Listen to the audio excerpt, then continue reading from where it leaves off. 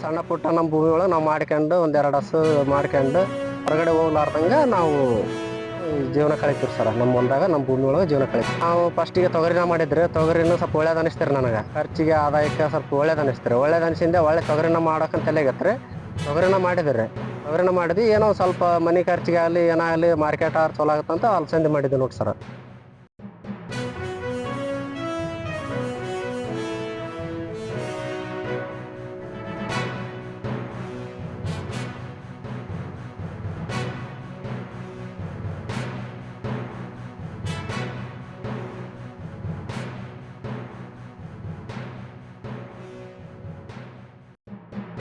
ಹೊಸ ಒಂದು ಟೆಕ್ನಾಲಜಿಗಳನ್ನು ಬಳಸಿಕೊಂಡು ಆ ಕಳೆಗಳನ್ನು ತೆಗೆಯೋದಾಗ್ಲಿ, ಆ ಕಸವನ್ನು ತೆಗೆಯೋದಾಗ್ಲಿ, ಜೊತೆಗೆ ಆ ಒಂದು ಏನು ಮಾಡ್ತಾ ಇದ್ದೀವಿ ನಾವು ಎಡಿ ಹೊಡೆಯೋದಾಗ್ಲಿ, ಆ ಎಲ್ಲ ಎಡಿ ಕುಂಟಿಗಳನ್ನು ಸರ್ಕಾರ ಒಂದು ಸಬ್ಸಿಡಿ ಕೊಡೋದ್ರ ಮೂಲಕ ಆ ಒಂದು ಸಣ್ಣ ಹಿಡುವಳಿದಾರರಿಗೆ ಏನು ಮಾಡ್ತಾ ಇದೆಯಪ್ಪ ಅಂದ್ರೆ ಇವತ್ತು ಸರ್ಕಾರ ಆ ಒಂದು ಭಾಳ ಒಂದು ಆಶಾಕಿರಣವಾಗಿ ಇವತ್ತು ಸರ್ಕಾರ ಅವುಗಳನ್ನು ಕೊಟ್ಟು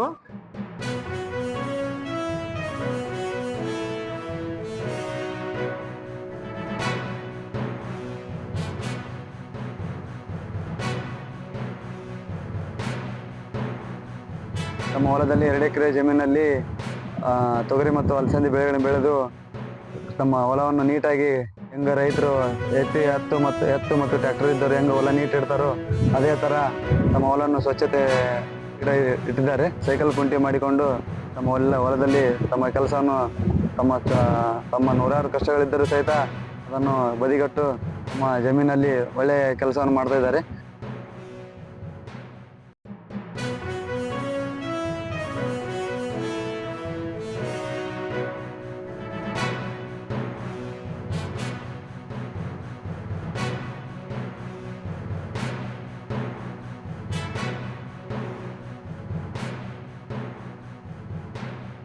ಈಗ ಒಟ್ಟಿನ ಮೇಲೆ ಅರ್ಗಳು ಬಂದು ನಾವು ಕೊಟ್ಬಿಟ್ವಿ.